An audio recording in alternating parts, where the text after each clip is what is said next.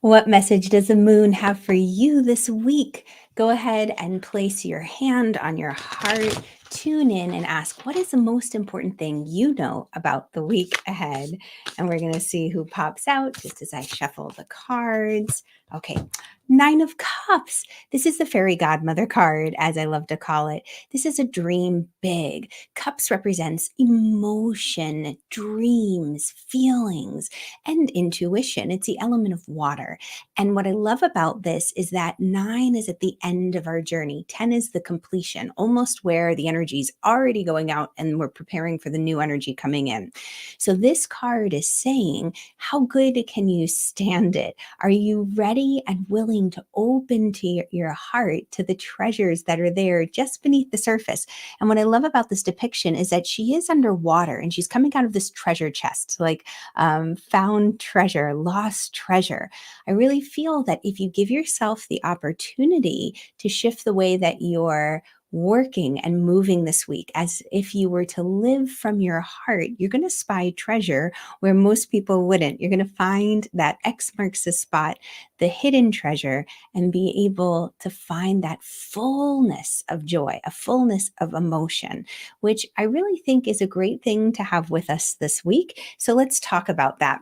And if we haven't met, my name is Irina Miller. I'm an energy alchemist, astrologer, spiritual life guide, and I love sharing ways that you can interact with the energy all around you to harness it, to really step into the life you were born to live. So as you jump on, let me know, do you ever look at the full moon in the evening or notice when there's dark moon and there's no light outside?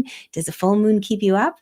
I'm always curious. Some people really are affected by the moon and they're called moon sensitives. And that's part of the reason why I created my Inside of the Moon journal, so that we can map what's happening with the moon and notice how it affects you. And then what can you do about it? The sacred practices and traditions and rituals that help you really use this energy so that you are co-creating with source, with universe. So let's jump in. I want to give you some tips about this week ahead.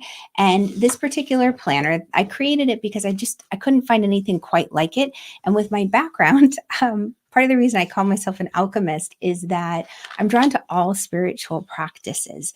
And I love to initiate, certify, get the degree in if I can, these practices to really learn about them at their depth so that I can create unique energy recipes for my clients and students. Because not everybody needs to know how to read the cards, but maybe they're interested in how to engage with them. Maybe they're interested about crystals or sound healing. I've got my tuning bowl here.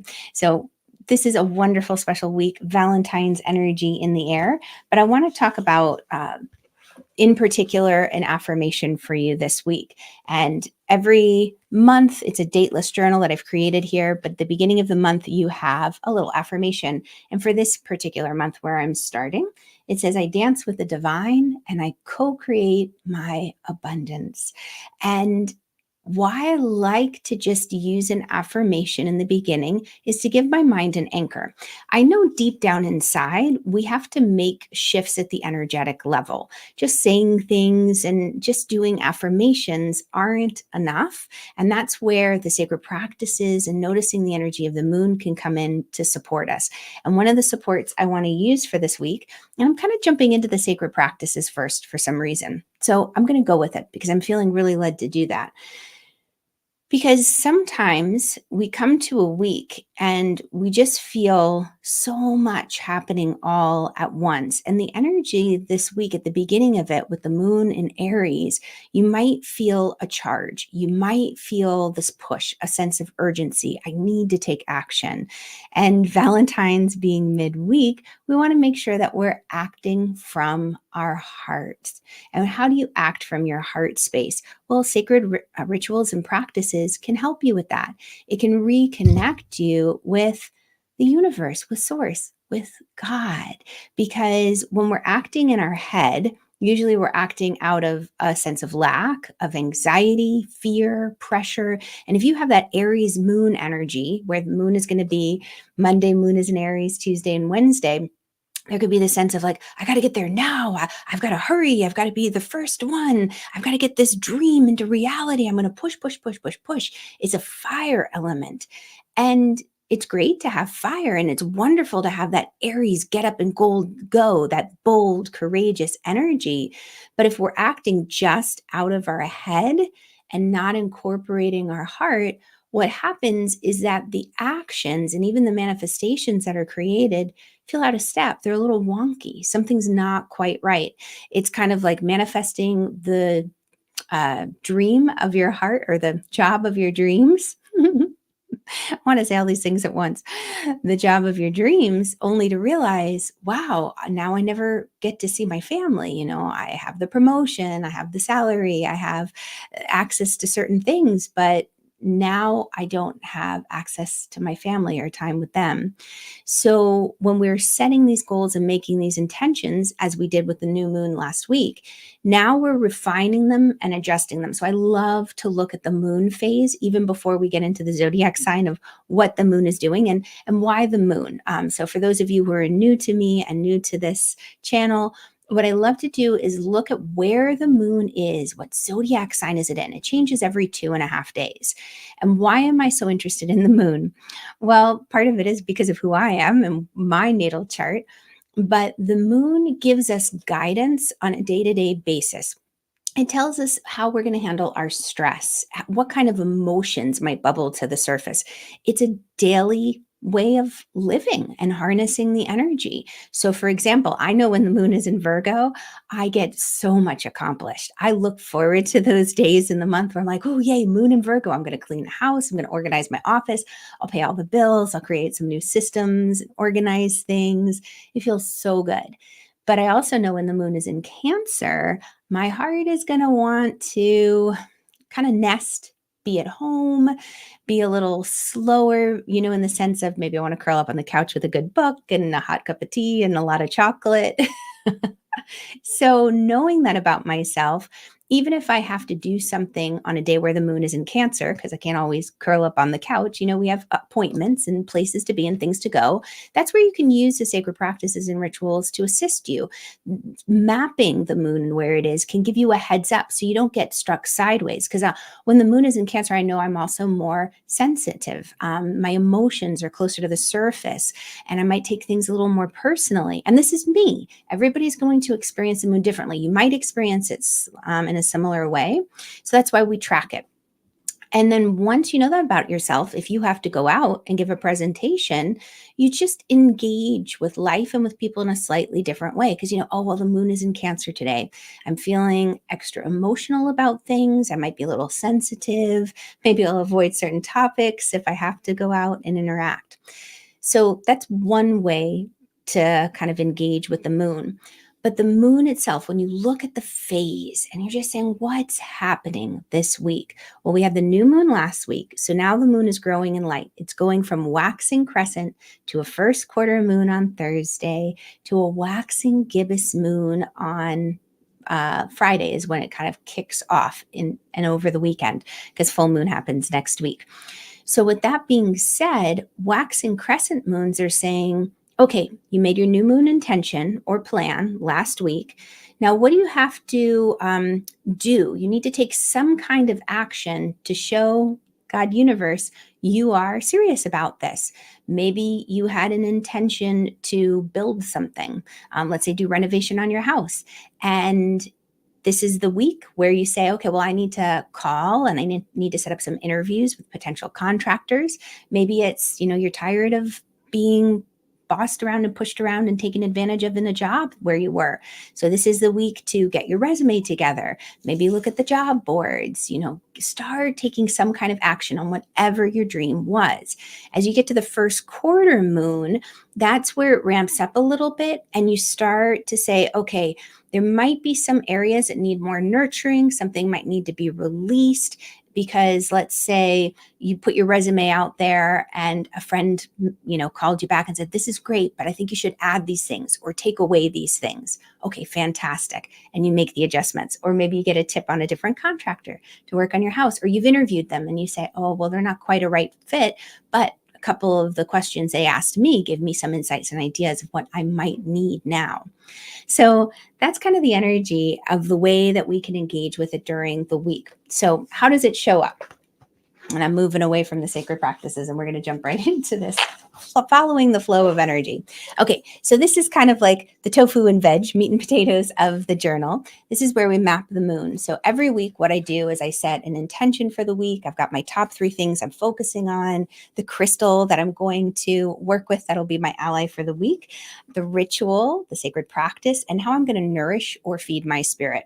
And then I just track, where's the moon, what phase is it in? I just color in the phase. I take note of my mood. What am I feeling? And I pull a card for the day. And then I just insight or journal, rather. I call it insights, but any insights or journaling ideas that I have around at the beginning of the day when I'm sitting down and meditating, I just take note of them there. And once I do that, then I can look back at this pattern and discover, wow, oh my goodness gracious, now I know how I can engage with this moon. So moon and Aries, Monday, Tuesday, and Wednesday. What does that mean?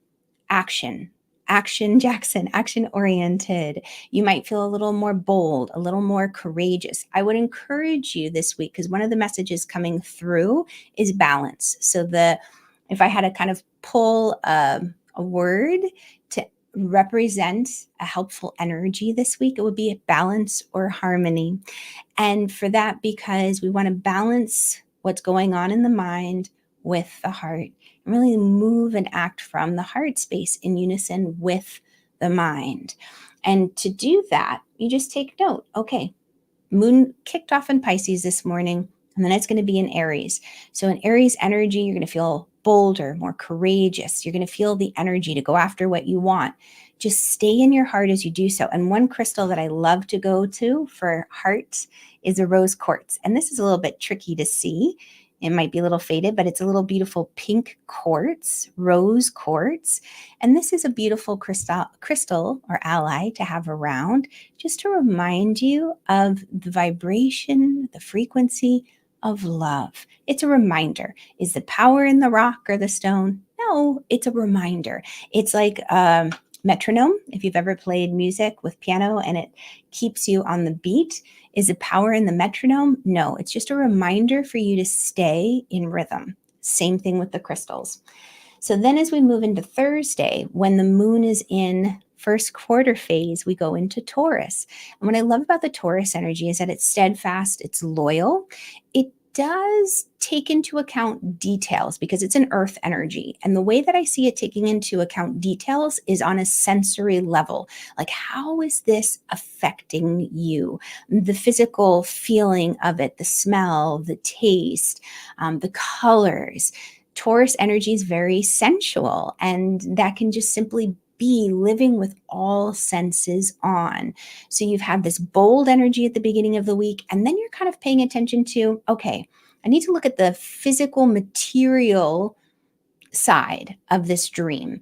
That might mean the money to finance it. It might mean, well, if I build it, how does it actually feel? Like if I manifest this, I co-create this with the divine, will I really enjoy it? I had an incredible neighbor who, in pursuing her degree in college, she was so passionate about working with athletes and assisting them and so excited to jump into it.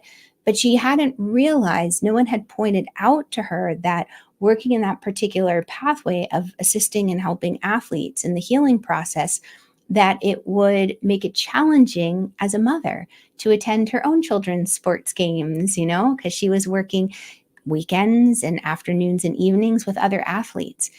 So everything balances out, right? We make adjustments as we go, but sometimes it's nice to know these things before we jump full-footed, both feet into it.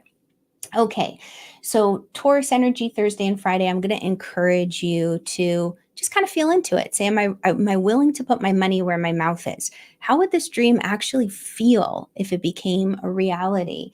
And then into the Gemini energy of Saturday and Sunday. So moon moves into Gemini. Gemini is curious. It wants to talk. It's like, let's talk about this. Let's get creative. Let's move into something deeper. So let that curiosity drive your questions over the weekend. And then the sacred practice that really is going to support you in getting into your heart. What I'm going to encourage you, now the crystal for this month is a pyrite, but I'm going to be using a rose quartz in the center to remind me that I am looking to create something out of love. So I'm using the sacred geometric shape of the Taurus. This is the energy around us. And then I'm going to use these particular beautiful little crystals. You can use a quartz crystal if you want, just to amplify the energy of the love. And I create a simple little crystal grid like this, and I'm going to just sit with it and meditate over the week. So simple little practices like that to get you into your heart space, to remind you that this is a dance. We are co-creating.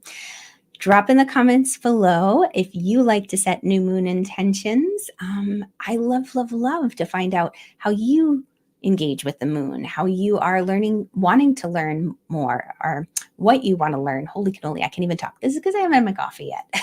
I do love coffee. All right. So if this has been helpful for you, please do share it with a friend. It helps out so much so that I can continue to get these practices out and teach people about engaging with the moon. And definitely do subscribe. That way you will be notified when these go live and when they're updated. All right. Have an amazing, amazing day wherever you are. And let's continue this conversation. Click on the link around the video to continue. All right. Lots of love. Bye, guys.